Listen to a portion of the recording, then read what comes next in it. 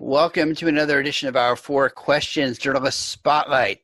We are talking today with Rich Casanova with the ProBusiness Channel. Good morning, Rich. Hey, good morning, Mitch. All right, so let's get right into it. So let's talk a little bit first about who you are and kind of what got you into this kind of podcasting area, and then we're going to talk more specifically about the ProBusiness Channel and something new that you're working on. But let's talk about you first. Sure. All right. That sounds good. That works for me. So I was born in Miami, but raised in Central Florida, high school in Virginia Beach, out to college in California, which really, this is before internet and all that good stuff. So actually my, break into broadcasting, so to speak, was local radio station was doing a kind of a goofy contest over the weekend. They were giving everybody an hour, not everybody. It was a contest that they picked, I think, 40 some odd people to be given an hour on air. No broadcasting experience, just, goofy, wacky kind of promotion. So I was one of the 45 selected, but always been a ham even as a kid. So this was like, unbelievable. So I had that hour, got the bug, fast forward, begged, pleaded, anything I can do to get back into the radio station. They kept telling me, Rich, it wasn't a job offering. This wasn't an interview. This was just a wacky radio station contest, right? So we weren't interviewing you. But meanwhile, persisted long enough, knocked on the door long enough, and got my break, which was what was called a board operator. If you're in radio broadcasting, that's basically just mixing the music for a 6-hour overnight shift, never cracked the microphone for 6 months. And then finally got the break, started doing the morning show and all that good stuff. So had a blast in radio, then ended up moving back to the East Coast and specifically to Atlanta. Wanted to get back into radio, but really wasn't driven by the music format. Really loved the idea of a conversation like you and I are having now. And this is even before podcasting kind of, really took off. But the idea of just, working, there wasn't really opportunity. So I kind of created the ProBusiness Channel to create a platform for these type of business conversations in a pro-business environment. No gotcha questions, no 60-minute style, just having local businesses, which it started out and then became national and international companies on our platform, which then ended up fast forward, because it's actually a network rather than my podcast, which I have on there now as well. But that generated, upwards over 1 million downloads, which is pretty crazy just as a startup emerging brand, bootstrapping it, and then finally put us in the Alexa internet rankings of the neighborhood of top 5% of all websites on the planet, which is pretty crazy. This is not just podcasting or North America or Atlanta. So yeah, it's been quite a ride. So what year was that when you started that? It was like 2014. Yeah. Okay. Yeah. And so you've got a network, and you have different podcasts that you produce or host on the network. How does that work? Yeah, so I generally host the Georgia podcast and a couple of other ones, the Visionaries and Influencers podcast. And we do some pilot series that is not ongoing. It's a 6-episode kind of series. So we've done those over the years, from the food and beverage radio to the co-founders and startup podcast, that kind of thing. And we did a legal series for a long time. But then the part of the secret sauce is candidates can submit and go through a process to be vetted and see if it's a fit on both parties, and actually be a host on the network, really under our brand and our training and so forth, and through our distribution. But more recently, we actually had so many people asking about wanting to have their own podcast, but really the ProBusiness Channel, for one reason or another, wasn't a fit in terms of maybe bandwidth or just our messaging, and they wanted to go a different direction. They really ultimately wanted a white label, create their own content. So we actually created the kind of Airbnb for podcasting, which is the Global Podcast Studios, GPS as we call it, and that really took off prior to what's currently happening, because it was we had 7 podcast studios and then a satellite of other networks or studios, and really getting people to go online, e-commerce website. Spent up 6 months building out that business and website, and then we were crushing it, because basically the marketplace was speaking to us. We had, within a matter of 6 weeks prior to this, we had about 3 different entities asking to rent our podcast studio. And the word rental and even podcast studio didn't even appear on ProBusiness Channel as a network, right? And so, but after the third person, called, paid us to rent the studio, we figured maybe we're onto something here. So we launched that initiative, but that's been on pause as probably as we pivot into our next topic, realize why, but yeah. Yeah. So when you're recording, like you said, you have the Georgia podcast, so that is that Georgia businesses or Georgia issues? What's your kind of focus for that? Yeah, it's anything in Georgia and beyond. So, I mean, there's companies that are not say based here, but they have a footprint here or have an event here. We've interviewed Facebook corporate from Menlo Park 3 times now, and then they had an event here twice. There in Atlanta. I think they did the Facebook Blueprint, and then another initiative. Each time, then we were called to come on site and report on site. And I think what part of our secret sauce is that people know from the history that we're not there to kind of get that sound bite and to do an hour recording and then turn it into 5 minutes of attention grabbing headlines that disparages that brand. So that's why I think we've interviewed a shark from the Shark Tank, which is pretty crazy because there's only about 5 sharks and they've been on there for 11 years and they have millions of listeners globally, and I've always been a fan. And I mean, that's the power of podcasting. And in today's age, as you've done, is you can create your own destiny, your own, determine the content that you want to bring to the marketplace, and then ultimately, obviously, the marketplace will receive it or not. But even if it's just a niche, there's so many podcasters out there now that they're not looking for necessarily the Joe Rogan volume, but they just have a message to share and an audience that will listen. Right. So one of the interesting things that you mentioned to me a couple of weeks ago was kind of a new project or a new service. It's a kind of a podcasting directory. So talk to me about tell me that I got the name right. Tell me what it's called, and then talk to me about what that is. Well, before I do that, set the stage a little bit of how this kind of came about. Sure, so two absolutely. things that prompted this. So as we were rock and rolling with the ProBusiness Channel and with the Georgia, keep saying Georgia, because originally it was called the Georgia Podcast Studios, Atlanta Podcast Studios, and then it was going to be American Podcast Studios.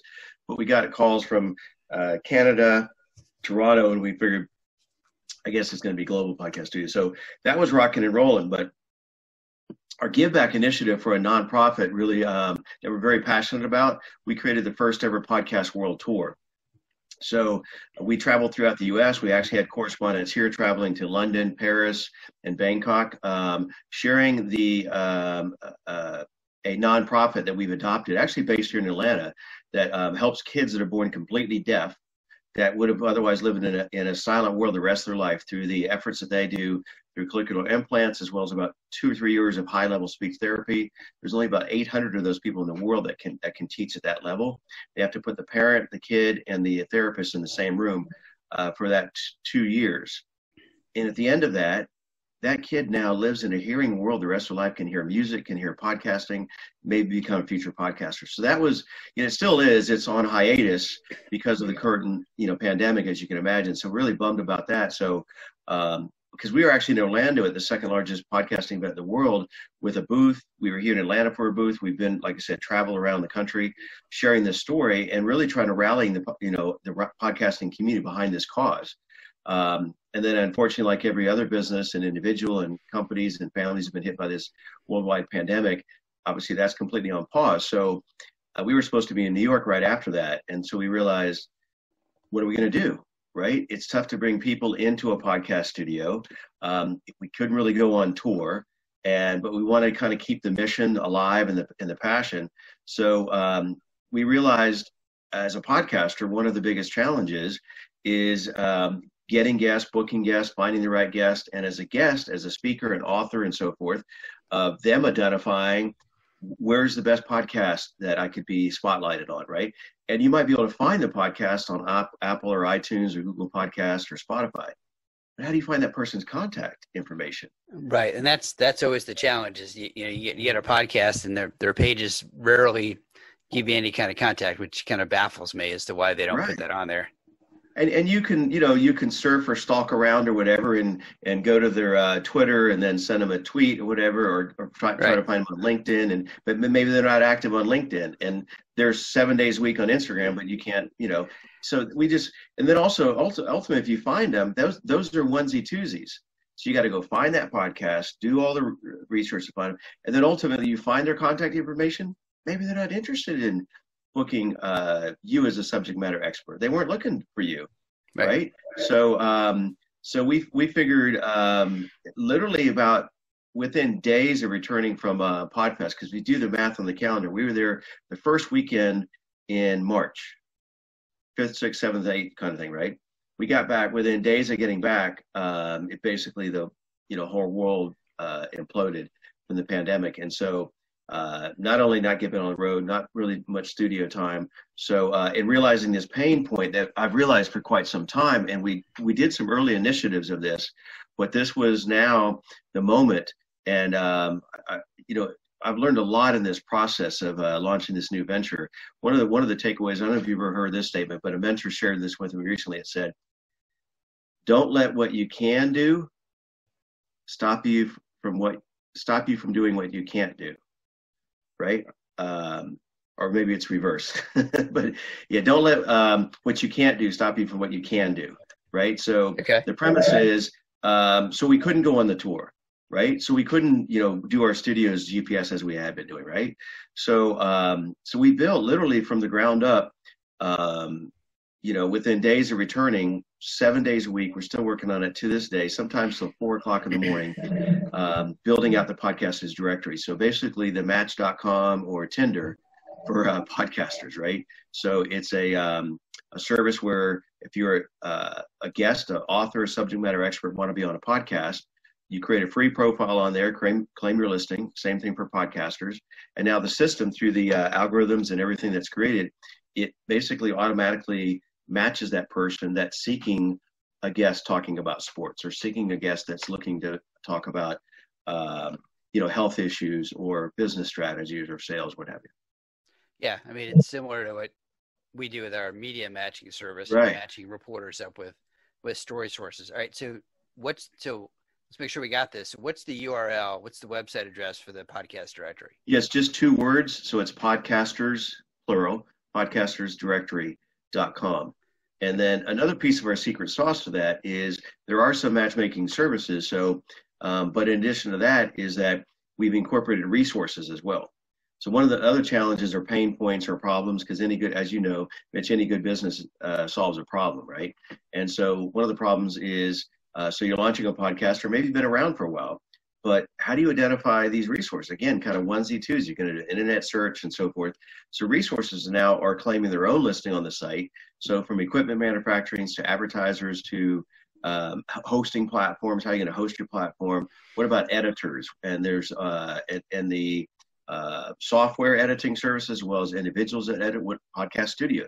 Once those come back online, there's a whole collection of studios out there that you could book or rent.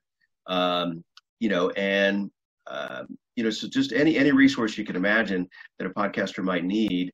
Now it's kind of a one-stop shop. And so it's a win for them as well, because now they're getting in front of, and rather than just a one-off trade show or an event where you think about the expenses you spend to go to a podcasting or a conference, right? Any kind of a trade show event. I mean, you're traveling your team, 2 to 3, 5 people, airline tickets, hotels, food, beverages, then $10,000 for the $25,000 for the booth. Then you got to stand there for 2 or 3 days, and maybe there's 3,000 people at the event. You're never going to meet all 3,000. Right. And then you get back on the plane or whatever, right? So here, this is 365, 24/7. So if you're a resource on there, you're on there 7 days a week. And speaking of events, I'll just finish on this. Something else that we didn't quite expect, but just in launching, we've been at it now for the entirety of the pandemic, 5 months now into this. And but we launched actually 4th of July. We did all of our, building it out, the pre-launch, the beta, so forth. And so our official launch was 4th of July. But with that, and we surpassed our membership goal of 390%. So I think we're really on to something. And then, but what's interesting, the other spin was events. So we've the platform, we've already sponsored and collaborated on podcasting events in London, San Francisco, New York, and Australia. So are there specific topics that you want to focus on kind of in the near future, and saying like, here are some issues, here are some needs that our listeners are asking for that you want to look at? Well, in terms of, the ProBusiness Channel, anything happening, although we've interviewed people around the country, around the world, but really the focus is on the Atlanta market. And so, and we've had members of the Metro Atlanta Chamber, of the restaurant, Georgia Restaurant Association. So really kind of the who's who. Actually, that's our new slogan for the Georgia podcast. It's called the Who's Who and What's New in Georgia. So, okay. We keep that pretty central, yeah. All right, so a couple of fun questions. So what is the last book that you've read that you think you want to admit to publicly? All right.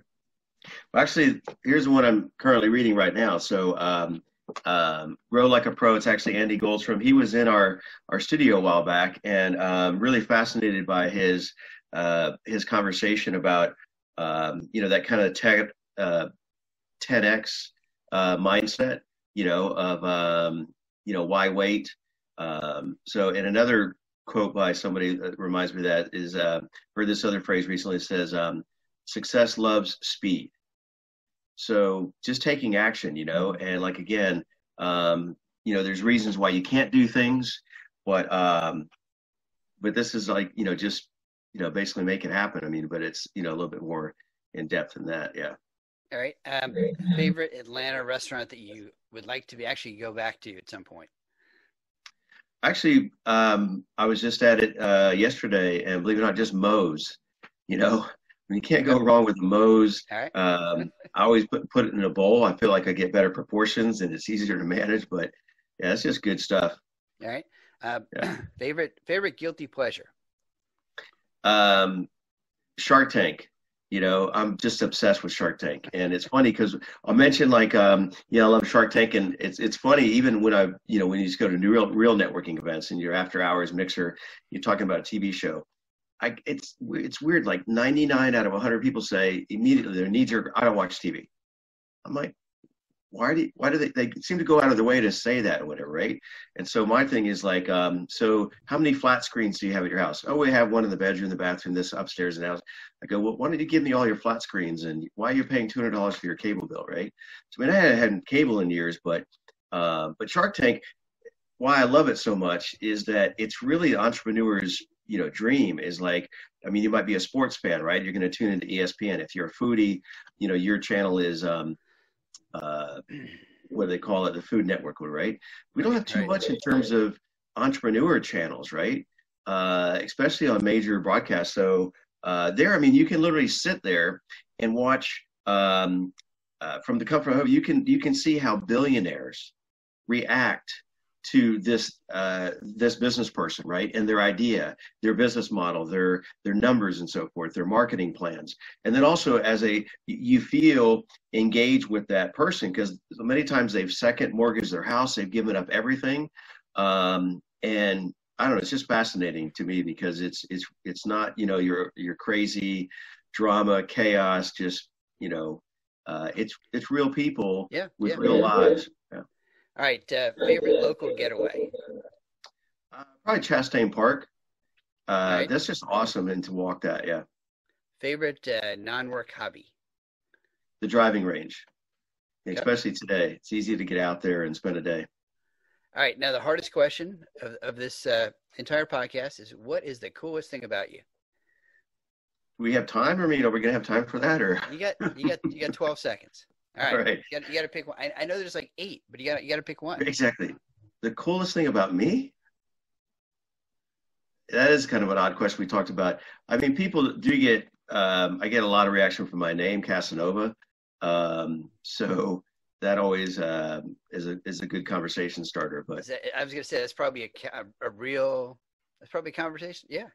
Yeah, it starts Dating's got to be really interesting, right?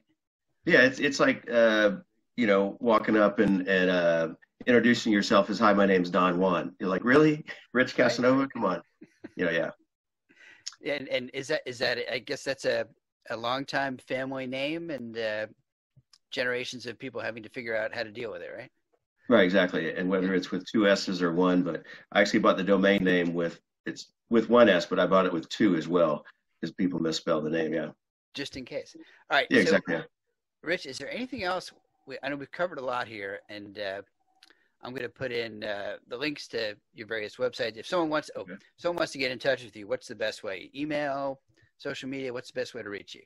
Actually, just go to richcasanova.com, and that actually just redirects directly to my LinkedIn page. All right. And LinkedIn has One all. S, not two, right? Right. Yeah. Exactly. Yeah. Well, again, you can type in. You can misspell it, and you'll still get Either there. way, Yeah. Either way. Yeah. that's the smart way to do it. So you get people who are misspelling it, and you still get them to where you want to go. Right. Uh, awesome. We have been talking with Rich Casanova with the ProBusiness Channel. Got a new podcasting directory, and check it out. We're going to put some links in the bottom here in the end, so you can find him easily. And Rich, thank you for being with us today. Yeah, Mitch, I really appreciate it. This was awesome. A lot of fun being, especially on the other side of the camera or the microphone. So, Absolutely. yeah. All right, and tune in next week for another edition of our 4 Questions Journalist Spotlight. Have a great week.